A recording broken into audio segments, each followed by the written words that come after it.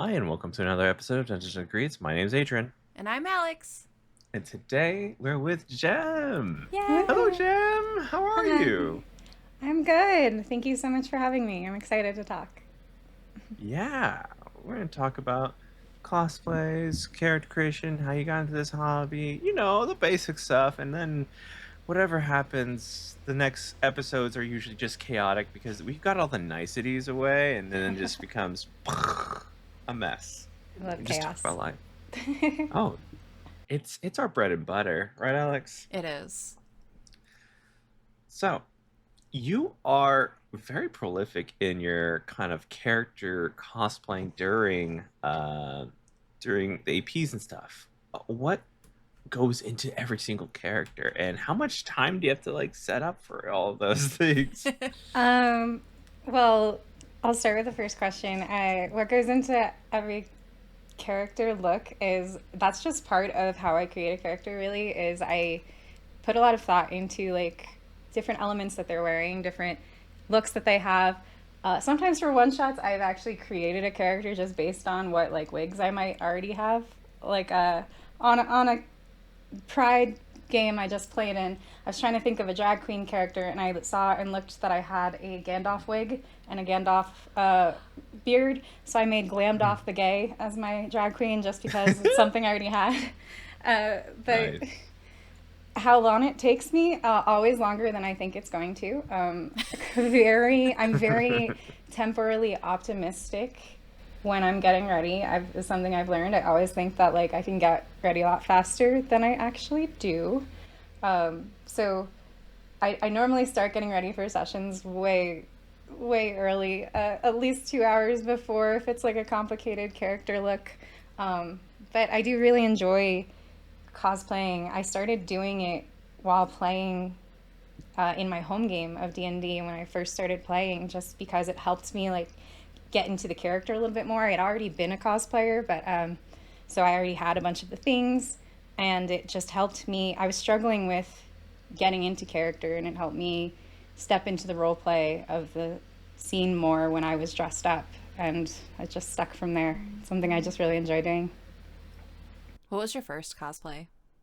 My first cosplay was, I didn't know I was cosplaying at the time, but I was like really obsessed with Lord of the Hobbit series had just come out, and it kickstarted my obsession with like wanting to be an elf, and so I just tried to throw together like a Toriel outfit and wore it to my first ever Ren fair. It was pretty rough, not bad, but like kind of rough looking. I wouldn't call that like officially cosplaying. I think my official first cosplay was Nellie L from Bleach. I wore to my first convention. Yeah.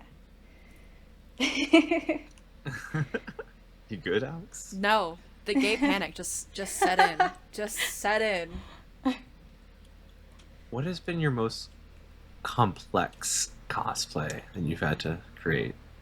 Oh, this Keyleth, the sideshow statue version of Keyleth, the full leaf cloak, figuring out how to keep really large antlers on my head without it giving me a headache or making my wig fall off, which is still, I'm on like sixth printing of those horns and still trying to figure out what's the best method. I haven't found it yet. But yeah, sewing those leaves on that cloak, and then the rest of the fit is not that complicated, but the horns and the leaves for sure. And then I'm just a disaster wherever I walk. Turning is always an issue. Just uh, I got stuck. I wore it to a con this past week, and I actually got stuck in the bathroom stall uh, with how wide the horns were. And so, yeah, unique challenges to that cosplay. Yeah, I can imagine. Because even thinking about like putting just magnets in your wig, then you've got to like, They're too heavy for the magnets, yeah. they're too I heavy. use And then, Currently I use screw-on horns. I have a headband underneath the wig, and I screw on the horns, but that's still like puts pressure on my head, so I'm still workshopping new ideas. you kind of have some sort of like engineering in that whole thing, just to like with Yeah. horns. Um, what got you into the TTRPG space?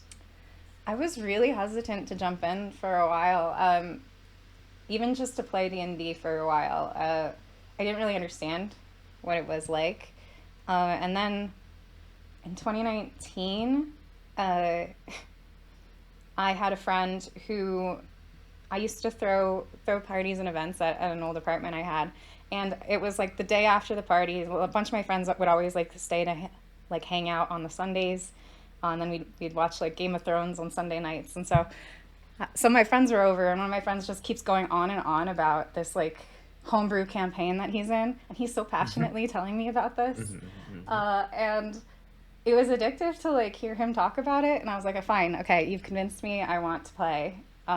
And he became my first like official dungeon master, and was in that campaign. That was like my home game that I started playing in for 2 years, almost 2 years. Yeah. uh, that really started my interest in D&D in general. And as I said, I was like struggling feeling comfortable enough to role play at the table. And so I was like doing all these tricks to try to feel more comfortable stepping into character and playing along. And then I was really getting into it in the home game when I saw, in terms of the online AP space, I saw a casting call and didn't really know what I was doing. Didn't really watch any other APs other than Critical Role at the time, and applied for that and got cast. And then I've just 3 years later now. So Look, that goes to show, like, fuck knowing anything about anything. Like, honestly. Let's give it a shot. Figure it Just out go later. do it. Yeah. What are you? mm-hmm. The What are they gonna knowledge say, is the no? killer, right? What if they say yes, and then you're in trouble? No, just kidding. Then you got to figure things out. I think like that's kind of like an important, I think lesson for a lot of people is to just take that job, because a lot of what is holding back a lot of people is just applying, because there's some cool people out there and they're just like, well, I don't have this much experience and I don't have like played in this many APs or anything. But if you don't put yourself into those situations where you could be selected, then there's no way you know if you can or cannot. Especially now when there's like the AP space is almost oversaturated. There's so many people who are casting, who are trying to stream games or just even arrange online games, especially with Daggerheart coming out. So there's so much opportunity. You just gotta find. I did learn that you have to find a group that you mesh with really well, though, because I had a home game that I joined for 2 sessions. Was like, this isn't for me, and had to leave. And that was a learning experience too. So figuring out that the play style works for you is also important. Yeah, which also kind of like goes into like you have to know what you're looking for, and sometimes that is running into the wrong play style, and then it's okay to be like, nah, not for me, I'm out.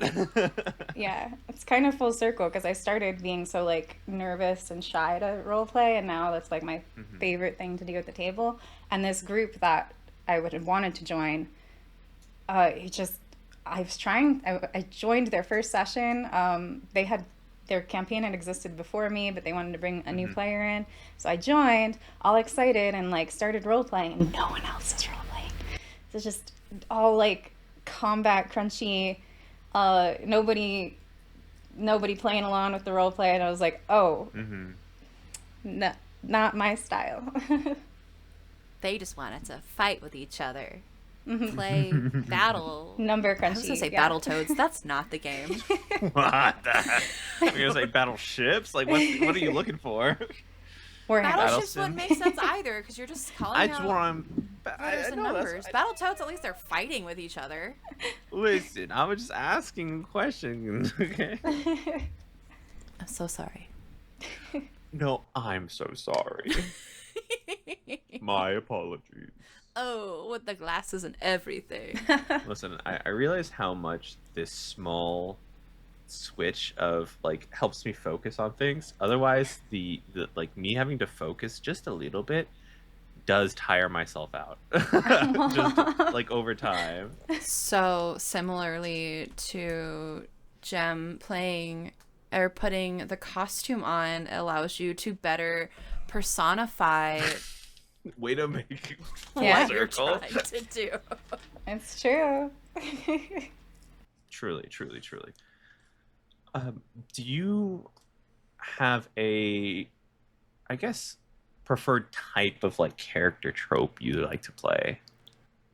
It's so hard for me to get away from the chaos character. I've tried. Like I have played other character archetypes, and I enjoy playing other character archetypes. But like chaotic neutral always is my instant go-to. I tried to play a lawful good character, and I really struggled. Chaos, like being. I don't know what else to call that archetype. Impulsive and chaotic characters are my favorite. Yeah. I feel like I like to lean into that chaos, especially since there's very rare a time that I get to play. Because I'm like, oh, that trap the GM set, I'm going to trip it because they took time, and I think it'd be really cool to see what it does. Exactly. Also, low intelligence characters. I realize, not even meaning to, I end up just playing low intelligence characters. They're more fun to play. Yeah. It's that opportunity to like turn your brain off, and you're like, Yes. this part not for me. I don't have to do shit. I'm just gonna sit here and look pretty. Like, Part of it is really because I am not very impulsive in my real life, and so like being able to just be like funnel that or like play with that energy is really fun to have it in character. I always think too much about like decisions I'm making, so just being like, no, yes, we're doing that thing that we shouldn't be doing, yes. It's kind of freeing in that respect. Oh, heck yeah. it is. Do you feel like that's influenced your like regular personality at all? I've tried. So I've realized that I tend to be pretty reserved and like socially awkward at some events. Like, for example, I go to Burning Man and I run a theme camp at Burning Man usually. And I always leave that event like feeling like, oh, I wish I made more friends, or I wish I stepped out of my comfort zone and like talked to more people and like was more outgoing. So I've tried since like playing D&D to trick myself into like thinking that I'm role playing while I'm out there. I started like trying to channel one of my characters while I was out there, and it actually kind of worked. And I found myself being a little bit more chaotic and impulsive and like spunky because I was like putting myself in that mindset. So I tricked myself, and it slowly had somewhat of an effect. I feel like I don't. From what I've seen of the experience of Burning Man, someone that's reserved, it feels like the opposite of what I've seen. Yeah. So I put on like I realize that when I'm at the burn and I'm hosting my camp or like the events that I host a game out there called Playa RPG, which is like a mini LARP that lasts the whole week of the event. And so when I'm hosting, I put on like that. I'm role playing. I put on a hosting role, and then I'm able to do it. I'm able to talk to 200 people at once, and it's fine. But the second I like have to be myself is when I'm always like, don't see me. Hide away. Yeah. Don't perceive me. Oh yeah, no, I feel that. The like, oh, I'm such a gracious host, and then just like 1 second. Oh God. Yep. Exactly.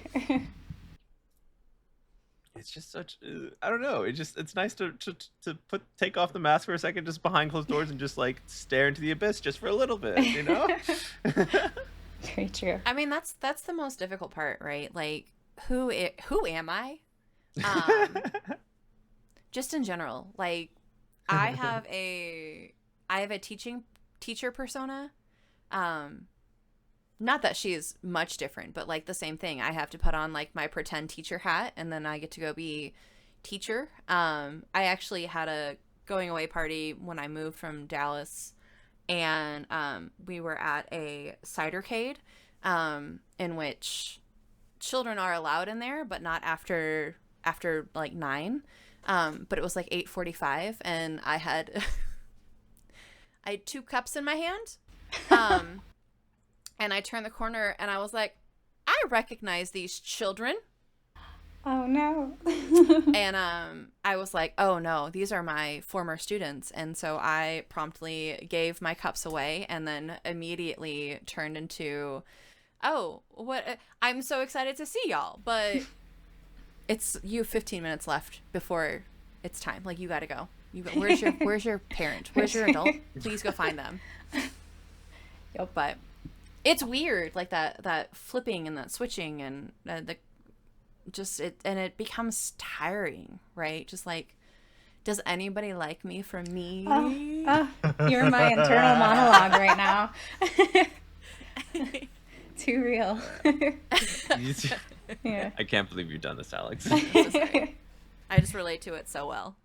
Yeah, I know, and you know that I know because I've had those questions before. But I think that like in this moment, I cannot deal with that. I have to just keep saying everybody likes me, because if I double guess myself, I'm gonna be sitting in a corner just like looking into a cup, just like, am I the true me I'm supposed to be? Think about these things far too often. Yes, I did see a post about like they are all you because they're all facets of you, and like every facet of a cut gemstone is still a part of the same stone. So like, sure, there may be focus on different things, but they are like all pieces of you. I don't know if that helps anybody in this chat or anybody listening, but this chat. It helped me for like 2 minutes, and then I was like, It's true though. Band-aid, whatever gets you through the 2 minutes, and something else will get you through the next 2 minutes. Right, and then I maybe go back to it, and then it's just like a rotating 2 minutes. I don't know. Why are my shoulders up in my ears? I don't know. What was your first game of this TTRPG? Was it like Dungeons and Dragons, or was it something else? It was. And who was your character? Sorry. Yeah, it was Dungeons and Dragons. It took me a long time to like leave that bubble. Yeah, because I'd gotten into Critical Role during the pandemic, and I was playing D&D, so I just wanted to keep playing D&D for a while. But my first character is the love of my life. She's the one who I tried to emulate on Playa at Burning Man. She's the one who I actually adapted to my first stream game. Her name's Whisper. She's a really chaotic, impulsive, immature elf druid. She ran away from home, prefers company of animals to people. She thinks people kind of suck, and she just is constantly in trouble, doing dumb things. And so she's so fun to play and so fun to jump into the mode of her. I've made countless TikToks as her. It's my favorite. Does she show up, like, still? I've left the campaign that I played her in. We were playing almost 3 years, playing as her on stream. So I've left that campaign, so I've had to leave that story of hers in that universe. And the first campaign that I had her in, the home game, was like, I saw it as like a kind of an alternate universe because they were a little different than the one that I brought to stream. That campaign just, pandemic happened and that never came back. So I hope to play her again in the future sometime. She's so fun. But even if I don't, she's a good character to turn to like host events. I had her host a charity stream before we played a bunch of games, and it was hosted by Whisper. And she's just fun to bring. Like I'll wear her to Ren Fair and run around like her every now and then too. It's your Speaking of Jimothy Brentford, McTavish. oh my gosh, don't just bring up my Jimothy McTavish. It's It's your my Jimothy go-to. McTavish. I'm listen. I've made so many names in other games that I just decided that every one-shot name was just gonna be Jimothy McTavish, It's and that's beautiful. it. So I don't have to worry about it. Um, it's not a persona. It's not a one set character. It's very Just the different every name. single time. Yeah. Or One less AU. thing yeah. One less thing I have to worry about the name. That way I can do the other things that the creative brain needs to do because I don't want to deal with that every single time. Too many times I've had to just like pull a name out of a hat as a GM and it's just like "Ooh, Steve," and I'm like, ah. So instead, I'm just like, all right, I have this one character over here, and now I have my brain space to make other characters for my players elsewhere. Have you been exclusively just a player, or have you DM, GM? I tried GMing. I GM'd a one shot, a like Christmas one shot where all my players were evil characters. And it was so fun. Turned into like a two shot, I think, officially. But Mm-hmm. I realized through that experience that I don't think I'm a good GM. I was so stressed out preparing for that game, like for weeks in advance, and I over prepared, and I still felt like I wasn't ready for it, and I didn't. I wanted to like prepare for every single thing that could happen that the players could do, and that's impossible. But I still was like stressing myself over trying to do that, and I've tried to GM like non D&D games since, like Mm-hmm. little indie games and one shots, and I still do the same thing. I stress myself out too much. I'm not good at adjusting to the situation and improving. Maybe in the future I'll become a better improv storyteller in that sense. But right now I prefer playing. I have a lot more fun playing than forcing Yeah. myself to stress out about what are my players going to do next. Right, and that should be like you want to have fun. Like if this is not your bag, it's not your bag, and that's fine. You don't kill yourself trying to do something because like I I gotta wanted have this to. accolade. I wanted to try. I wanted to be a really good GM, but no, I just stress out too much. I think that was like the early days of my career of just stressing out consistently. I'm like, but this is like very telling of myself. It's like, but did everybody else have fun? Is that and that Hmm. that is all that matters? And it's just like the past me. And now it's like, oh, you know what? I do derive that fun, but I also put in things for myself now that makes me happy when I play with my compatriots, my friends, my players. So But you're I'm saying that fun. gets better, Mhm. the like stress of preparing. To me for 100% Okay. sure because like there was this there at an early time if things went awry it would really fluster me. It would Yeah. really just make me like kind of definitely panic. And this was like when I was doing home games with friends, and there was like there's none the screens doesn't have to worry about that, just them. But like I was trying to get them in, do this one storyline because they called me up early, and I'm like, fine, I can create something really fast. And then they refused to go down the dungeon that I set up for them, and I'm like, listen, guys, if you, I got frustrated. I go, listen, guys, if you guys want to play, we don't have to play. And I walked out.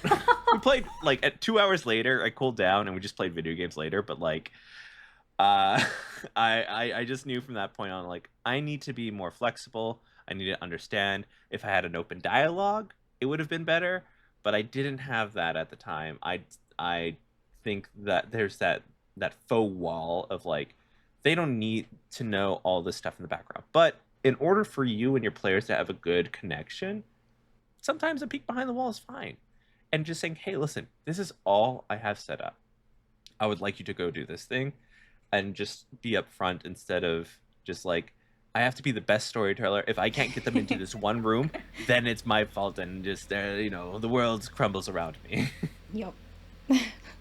So yeah, I've definitely been there. And I just I had to get better. I had to learn, and I had to um, keep playing and figure out what my flaws are. Because I had flaws. I still have flaws, and I'm still working on them. And it's just the the understanding of what they are and what I need to learn to better myself Mm-hmm. for everything, for them and myself to have fun.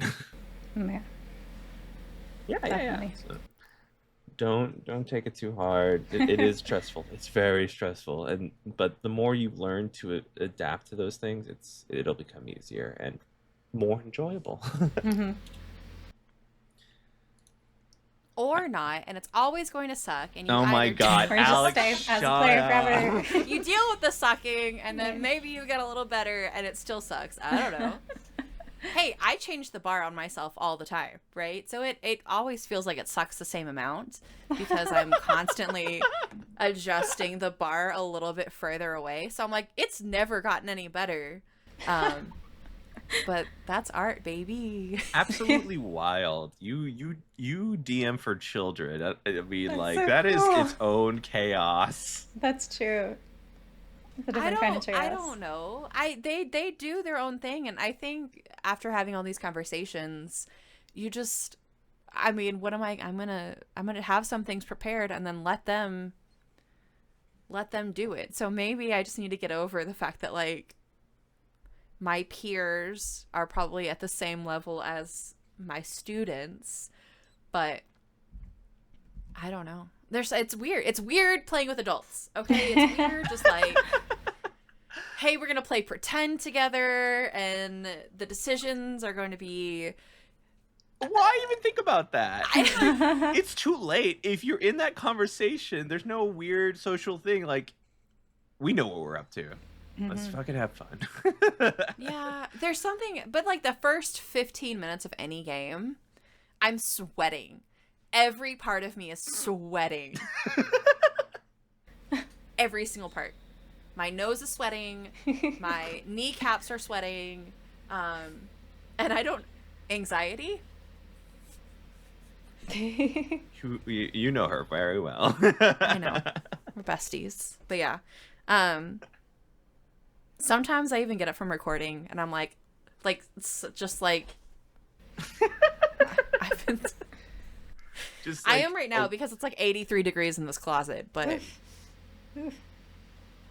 sorry. Hi. soon it won't be, right? Soon it will be apartment that has air conditioning. Yay! You know, the place I live every other hour except for the 2 hours I have to sit here. Next week. Next so week. close. We have so many recordings next week. Come on, man. You gotta get Talk through about this. You it. got this.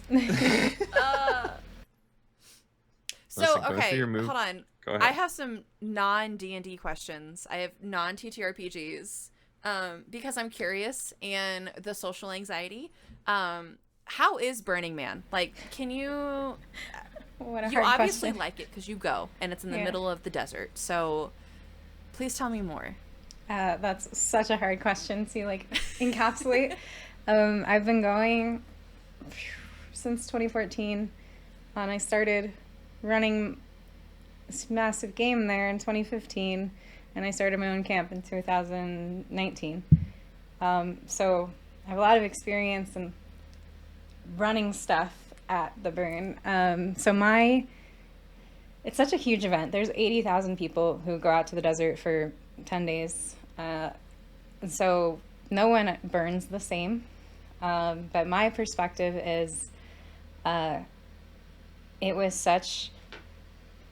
it's just such a like beautiful experience of creativity. I often say it's like a little bit of medicine for like my humanity because I spend most of the year falling out of love with humans and seeing humans do terrible things, and then I go to the burn and for a week it's just a lot of love, a lot of really cool things like bird robots or like a washing machine that comes up to me and says hi, and I was like, somebody made this just for fun.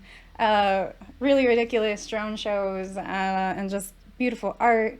I've found the like nerd community out there And so I'm always camping. My camp is a nerd camp, and so we are always placed with like the other nerd camps. And so seeing people play a StarCraft tournament in the middle of the desert, it's so freaking cool. People built stuff to make that happen, and that's beautiful. Uh, so for me, it's that little bit of like falling in love with what humans can create. Um, I'm not going this year. My camp's actually on a hiatus for a bit while my life gets situated and straightened out. Um, but there are also regional events that happen in every state pretty much and throughout the world. And they all have that same sort of like creative vibe that I love. It's very limited scope of the burn, but it's just great. It's hard to describe. Yeah. But I think it's a testament to the amount of whimsy that we need to survive.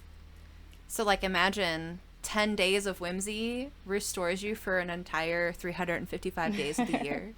What Very if we true. just did a little more whimsy? What if we just planted just a little bit more of seeds of community and silliness and creativity? Because I did that with like going back to concerts and just seeing like live music, and the same thing, just seeing people do a thing that they should be doing, and then you look around and you see all these other people enjoying the same thing. Like for a singular moment, we are all similar. I'm not going to say everybody because I'm still looking at you, Streetlight Manifesto concert, where the entire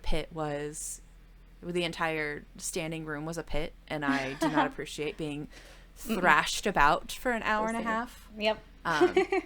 But that's it. Yeah. And I think feel where that. you're touching on with like adding a little bit of whimsy would just help all of us. I think I can also tie this back into D&D in that adults, I feel like often we have play squashed out of us. We're told like something's childish, something's immature. You're not allowed to do that. When we do play, we have like a security guard comes up to us and you can't do that. Or like left and right, we have to fit a mold of what an adult acts like and feels like after a certain age. And I think with that, we lose a lot of things that make us creative, things that make us feel that level of connection with other people. And I think that's why playing D&D is play, adult play. Going to Burning Man is a week of play. Just all of these things that like build that community and build that connection that so much of the rest of our lives is we're told we're not allowed to do. So I think that's just so important in general. A little bit of whimsy, a little bit of play. Some community as well. I think it's so important because like for most people's lives, most of the time it's either you and then your job and then some sort of thing you can try to do. And then for those who, don't have that sense of community, it's probably more alone time doing something else. But for those who do have community, it enriches the soul to be social, like with the right people. I will say, there's some social outings where I'm just like, this can take so much out of me and nothing gets filled back up. No bucket. But yeah, community is so important. And that's why I like keep talking to whoever we can, as well as seeing them within those communal spaces in real life. It fills something up with inside me when I'm just like, yeah, we talked for like an hour, but like the things I'm seeing you do out there is amazing. It's beautiful and it's creative. So I'm also on the high right now because we're going somewhere to Gen Con soon, and I'm just like, it's been we're gonna see them in a couple of months, See in a couple everybody. weeks. Yeah. I'm like, Yeah. yeah, a month. Jealous. I'm not going to Gen Con this year. Yeah, we'll be at PAX U. That's our next one after that. Yeah, I'm trying to make PAX U happen for sure because it was great last year. So good last year. I think we also I think that's where I met you was last year at Gen Con, I think. I want to say. Yeah. You were Bo, I think. Yeah. Pop pop. There's a bunch of weird. They started like letting other people in, and then it just it was weird. It mixed the nerd vibes with some regular people. That's crazy, man. I'm just kidding. But it was like that. It Those was community. us. We weren't the. We no. What you think we're not part of it? What are you saying, Alex? At that point, for sure, not us. Not you. Oh yeah, not me. Definitely not me. I was thriving as best as I could. I knew Alex. Listen, We don't need to relive it. We don't need to relive it. It's fine. We don't. We're this year. Sorry. This year we're bringing all of our safety tools. Okay. Nice. There will be a fidget. There will be loops. Please sponsor us, loops. Actually, I will continue to pay full price. I don't care. Go get yourself a pair of loops. This is not sponsored. You're ruining the bag for us. I have just four. FYI. I have 4 pairs that I have purchased with my own money, and they're life changing. Or you forget No. them? Or they're different types? They're different. They're different colors? They're at least different colors. Okay. Okay, they're at least different colors. No, I just have them in like different. Like I have a pair on my lanyard for school. I have a pair that live in the car. I have a pair that live in my desk. I like glasses. I just have pairs everywhere. So if I need them, they're there. Totally get that now that I have glasses. Yeah. Yeah. I don't even know if I need safety tool, not safety tools, but like emergency need to get away or stim tools for the conventions, because I've been too stressed to even think about things at the convention. It's its own like minefield of things. Just a lot of noise, which I mostly can lock out everything, but then that loses any focus of anything else around me. I can just I know what I need to do, and that's it. But for Alex, I know that I need to give Alex space. I need to be mindful of my co-hosts, my friends, and everything like that. So they are sane. So I'm not like dragging them through like, we gotta do it. We said we gotta do it. I need to give you your time and stuff like that. Which the thing is, I will do it, which is the problem, right? So like I will forego anything that I need to do the thing. But you will find me sleeping in the middle of the hallway at Gen Con if I do that. Like you will find me sleeping in odd places.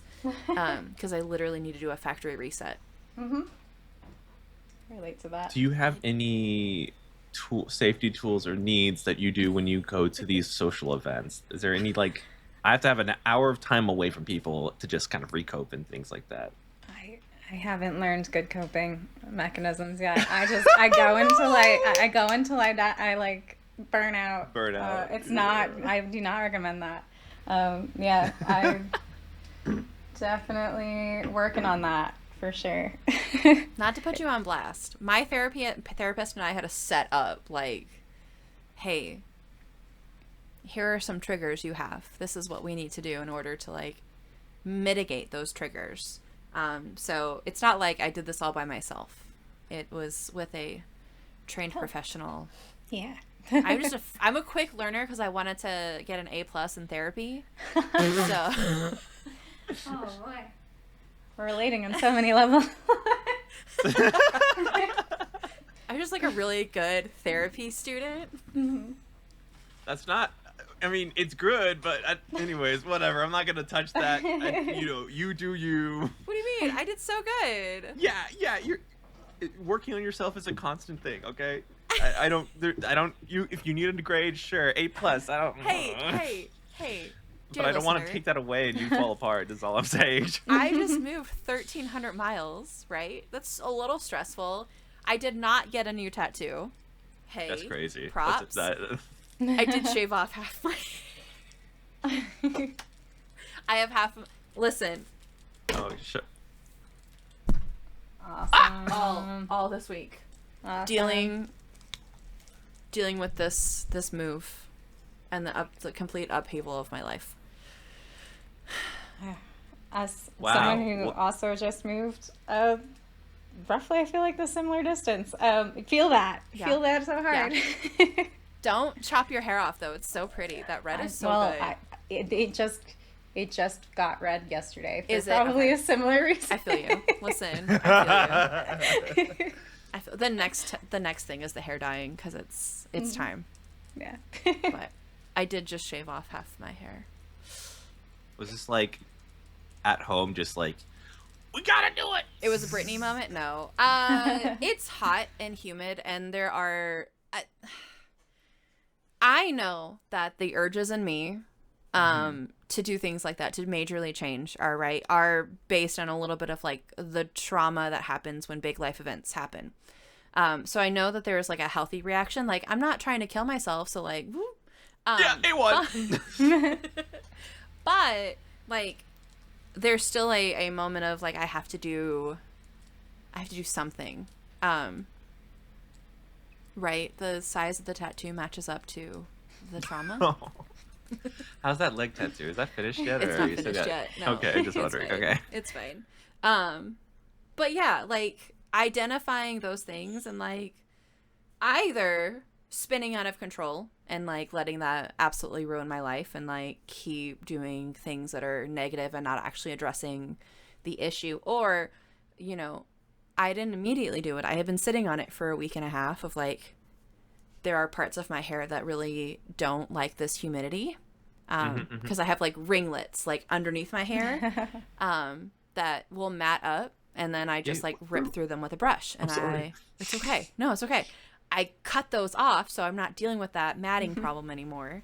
And then I look like a cool kid. Undercuts are really cooling. I've had like short hair and an undercut for like the past 2 years mostly. I'm finally just growing my hair out, which growing out the undercut sucks, but it's so bad. I just cut. I agree. This time last year, I chopped off all of my hair to make it match because it was like a bob length, and then it was like. I'm still dealing with some weird lengths. I feel that. The hair growing, man, it's weird. Yeah, it was weird. That's crazy. Imagine if it was on your face. That's quite crazy. I don't know how. I really don't know. People who can grow beards, it would be all over the place all the time. This is all over the place all the time. No, I really think I'd be a menace to society with like having a mustache one week and then like letting it all grow out and then doing just ridiculous things with and then I guess you would know, because that grows back so quickly, how my mental state was doing. Like, it'd be a play-by-play. I really think so. Gotcha. Yeah. See, the thing is, like, we have different coping mechanisms for, like, the hair thing. Mine's just for charity, and then yours is for something else. Do you think that's is that a socially gendered thing, do you think? Like, I've always dealt with stuff with my hair, if I'm really going to be honest with the chat here. You keep addressing. I don't know, it's my vocal stem of the week. Okay, cool. Like, this is new to me, that's why I was confused about it. Yeah, I'm cooked, chat, it's fine. God, my nephew says that all the time. I'm just a cool kid, Chat, am I cooked? And it's just me and him, like, in a room, and I'm like, what are you doing? We're playing One Piece card game right now. I don't. Okay. But yeah, I just do you think it's a gendered thing, like how we cope with the like with hair? Maybe, I don't know. I have not Mine's had this. Mine's a self-sacrificing thing. You're self-sacrificing. Yeah. You think if you donate your hair to the cause, that the cause then becomes worthy, or you are worthy to the cause? Well, then I'm useful to the cause, not worthy. Are those not the same thing? Like that. I already know that's a thing, but I also, it's still a good thing. So I'm down to do it again, over and over, till the end of time. And hopefully I don't go bald, and then rip to that idea. What is your family? What is your lineage? Father? Yeah. Yeah, Oh, is bald. he? Is he all bald? Yeah, he's got that deep, deep bald, and mostly I Oh, think that was like early 40s. Now it's like just that little crown, the right here, yeah. little, not a full friar, but still just kind of like the back thing. So far. Uncle though, mom's side, still full head of hair, Full head of still hair. pretty good. Okay. There's a chance. We've got to coin flip people. We're gonna keep going. We're gonna keep flipping that coin until the hair don't come home. Yeah. I think I lost the plot. Anyways, Gem, Mhm. I see that you also are like joined are part of groups within the TTRPG space. Just tell me if this is up to date or not. The Nightcrawlers Art Collective and Playa RPG. Yeah, Can you, that's my baby. That's my art collective that I started, and that's my camp, my immersive art group. And Pi RPG is the game that I play out on Burning Man. Um, gotcha. Okay, so the Playa RPG is related to Burn. What mhm. is the Nightcrawlers Art Collective out? Is that Yeah. just art in general, or So we s- that's a group of friends of mine and people who've become friends of mine who we create experiences at events. And right now we've been doing 4 events that we have a camp at, or a theme camp, or an experience at. So we go, like, Nightcrawlers is the name of my Burning Man camp. Nuclear Nightcrawlers is the name of the camp that we go to Wasteland Weekend, the post-apocalyptic event, and create an experience there. Um, Nightcrawlers Corporation is the version that we take to Neotropolis, which is a cyberpunk immersive event. And then just Nightcrawlers Camp to other regional events. And so we've been around as a group since 2017 was the first time we made something together, and then we've been making immersive art projects ever since. And I hope to continue doing that and eventually start doing events of our own sometime. But is this like okay? What could you when you say experiences? I feel I'm in my mind. I'm thinking like a scenario, kind of like less more like interactive kind of theater of what's going on, like this happens and then you're a part of it now, like mhm. can, Yeah, am I close, or yeah, like can you give I us an can example of one of your yeah. for sure. I can tell you what our experience is like at Neotropolis, which is a cyberpunk event. So it's Wednesday through Sunday camping event where you are on a planet. It's an immersive LARP, half LARP event, half festival. You can play along with story and LARPing as much as you want if you attend, as long as you are dressed up in the cyberpunk in theme in the theme zone area. And so I have a faction there that we started, and we are placed in the Mega Block, which is a like really squished together city area, and we are the Nightcrawlers Corporation. When's the last time, our tagline is like, when's the last time you felt something real? Because we're in the future. So what we do is we have a day spa that we invite people to come into our immersion chamber, and they order an emotion off of our menu. And they come into the immersion chamber after they place an order. We sit them down, give them headphones, set them up with the experience, and it's a 3-minute experience of that emotion. So one of them is sense of belonging that I've created. One of them is lust. One of them is childlike joy, relief, curiosity. So we've been doing that, I think, 3 or 4 years now. So we've changed up the menu every year. And so that's during the day, and we are all wearing like lab coats, and we're official, and we treat them as guests to our emotion spa.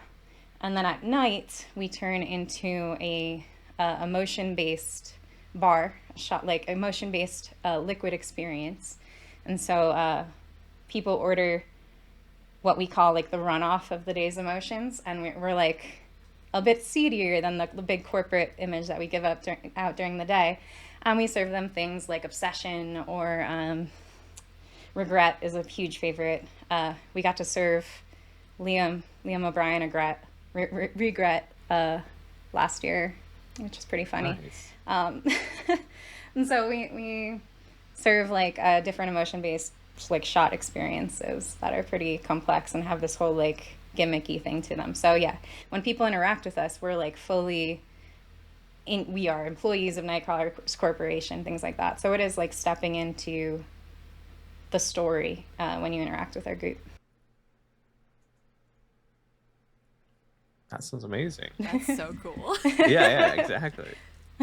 I know more about Neotropolis than I think I do about Burning Man, because I had a partner who was obsessed with it and loves like cyberpunk stuff, and so I think we watched a documentary or just a whole bunch of videos on it. It was either one long thing or it's been a whole bunch of like little pieces of it, because there's like a really big car culture part of it as well.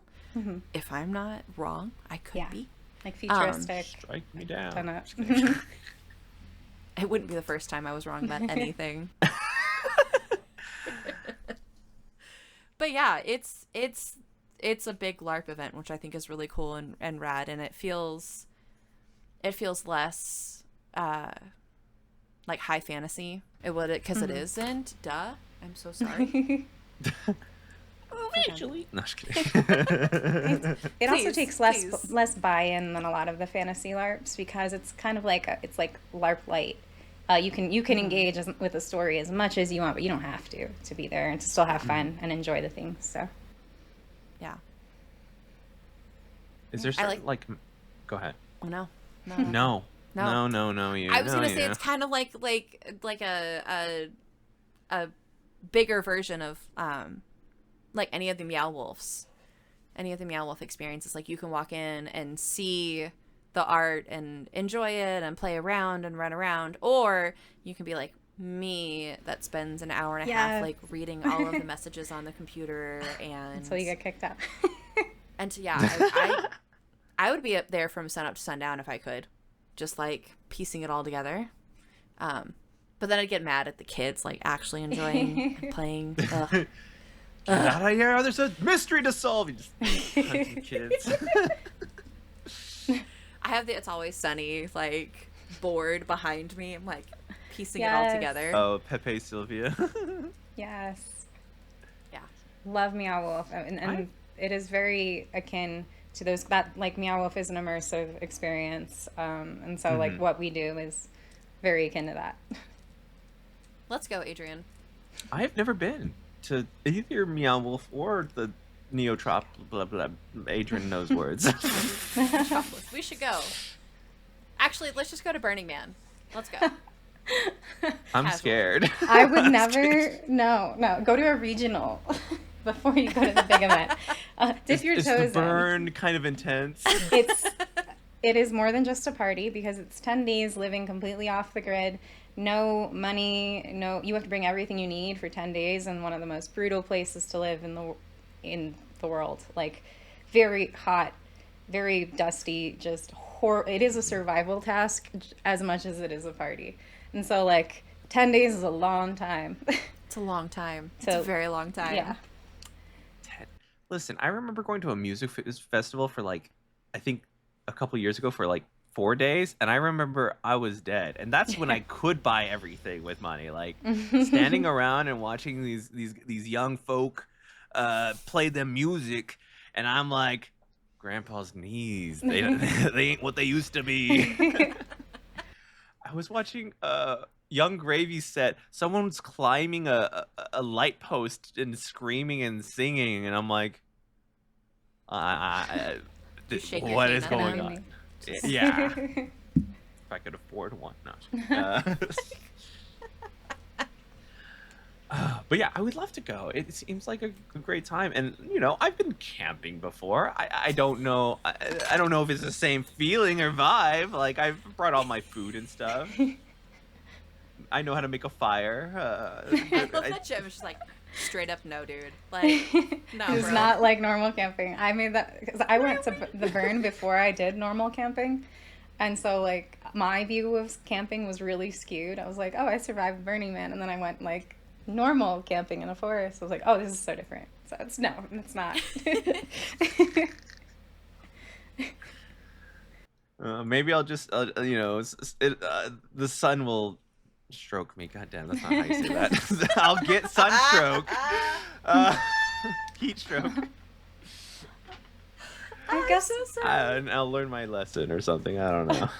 I guess I did learn a self care thing through 10 years or whatever going in the burn. I learned that I started having a breakdown on Thursday of the event because the event goes from Sunday to Sunday, or if you're setting up, it goes from Saturday to Monday. So I always have like a breakdown on Thursday. So I learned to prevent breakdown Thursday, you have self care Wednesday. So Wednesday I would do like a face mask and foot wash and like take it really easy. So I've learned something to take care of myself so I don't burn out all the time. It's 4 Steps. days. So Steps. as long as every 3 days there's some sort of major self-care day. Yeah. I think that's fair. Listen, I think that should be like a normal weekly ritual. Just every 3 days, or maybe it is every Wednesday, because I feel like Saturday and Sunday kind of lift the weight of living in a capitalistic hellscape. I don't know, because Sunday I worry about work on Monday. It's like, well, wait. Yeah. Yeah. I don't even have a job right now, and I feel that.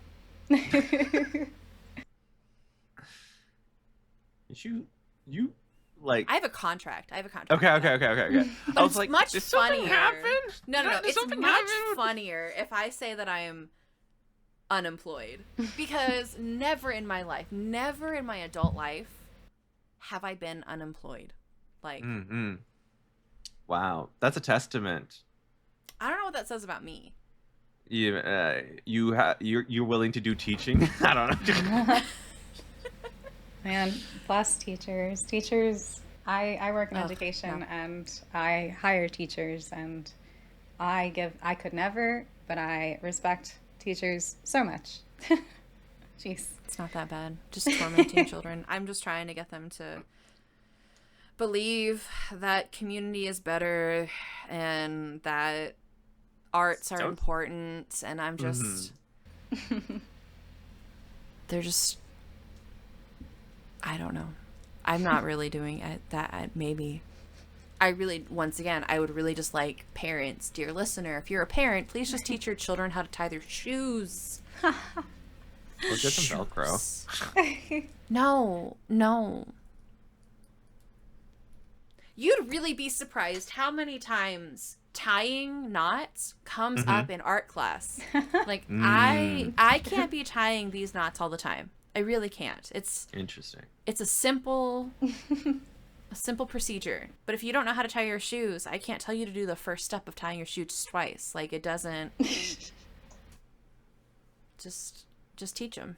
Technically, I don't know how to do the right way to tie the shoes. Why did you just use air quotes? What do you mean? Because the right way? because I tied it in front of somebody like a year ago, and they're like, "What the hell are you doing?" How do you And I'm tie like, your "What shoes? I don't want to talk. I don't have Now I'm shoes with me to show self-conscious. you." Like, no. What do you do? Well, apparently you're supposed to like loop something and then something. But what I do is I get them both, I kind of cross them over, and then I get the bunny ears on both of them, and then I cross them over, and that's what I do. Yeah, you cross. Okay, so the first thing is you cross, and then they like go yeah, like yeah, that, yeah. and then you pull that tight. Yeah, right? yeah. Uh-huh. And then you make a loop, Uh-huh. and then you make another loop, Uh-huh. and then you And do cross the same those thing. loops. Yeah. Yeah. Somebody told me I was doing it wrong, and they're like, "What do you mean you've never learned?" I mean, a there's different two way?" ways of tying your shoes. So, but that first step, you need to make like a square knot, right? So you do that first Right. step, and then you do that first step again, Mhm, and you have a mhm, square mhm. knot. I tie man. my shoes. You do the first like crossover step, pull that tight, and then you do one bunny loop, and then you wrap the other. Yeah, I don't. That's the one I don't get. That's that okay. makes no sense. But to me. there's two ways of tying your shoes, like two generally accepted ways of tying your shoes, and those are it. Those are the two houses. One bunny ear or two bunny ears. I'm a two bunny ears. Jim, what are you? And now I'm like, I'm gonna take these headphones and like pretend they're shoes. I think I'm at one bunny ear. Maybe. One bunny ear. So you have the bunny ear and then you wrap around Yes, yes. it. Yeah. Now I kind of. I don't know. That seems like witchcraft to me. I have no idea how to do that one. Jem, we've hit the hour mark. Where can they find you? That's a good question. Pulling up my schedule. You can find me. My next project is that's not a one shot. Is playing Vampire the Masquerade for the first time. I'm super excited, and that's going to be on the Pluto's Underworld channel, starting on July 13th on every other Sunday, I believe, bi-weekly Sundays. Very excited because I've never played Vampire before, but I've wanted to for so long. Same here. Also coming up, I've got a game on the Folk and Myth channel. We're playing Plunged in the Dark, and the game's called Splintered. We're in space, and I'm playing a space engineer that I've modeled after Michelle Rodriguez. So that should be fun. But yeah, otherwise you can find me any social network as Jemaginitive, and see what I'm up to next. I won't be at Gen Con, so sad. But I will be at a con in August called Once Upon a Con, where I will be playing Gwyn from the ACOTAR series at their Starlight Ball. So I'm excited for that too. So if you're at that con, hope to see you there. How did we get all the way to the hour mark? That's on me, man. I don't read. I just don't do assume. that. I can't, because this can't turn into an ACOTAR podcast. It can't. It won't. Don't worry. I need to have some sort of input somewhere. You could. There was a podcast for you, and then you haven't upkeyed that. Yeah, we have. Listen. What do you mean we? It's me and the 4 imaginative things in my head that. Jemaginitive? No, sorry. Thank you, dear listener, for joining us on another episode of Dungeons and Degrees. You can find us wherever pods are cast, so be sure to like, subscribe, give us however many are the most stars you can give, and share us with your friends, your enemies to lovers, and your, you know what, forced proximity. Whoever you're forced to be in a room with, that just smells just the right way. Like, oof. I'm reading Quicksilver right now, just in case anybody else needs a book recommendation. I'm about to finish it. It's so cute and just the right amount of spice. You can also find us wherever on the social medias at Dungeon and Degrees. You can bother us there. We'll be at Gen Con coming up next. And if you want to support us with your cash money, you can join us at patreon.com/Dungeon and Degrees. Yeah. Yeah. That's right. Well, thank you so much for listening. My name's Adrian. And I'm Alex. And I'm Jem. Thank you. Yeah. Let's go have some fun. Ba-da-ba.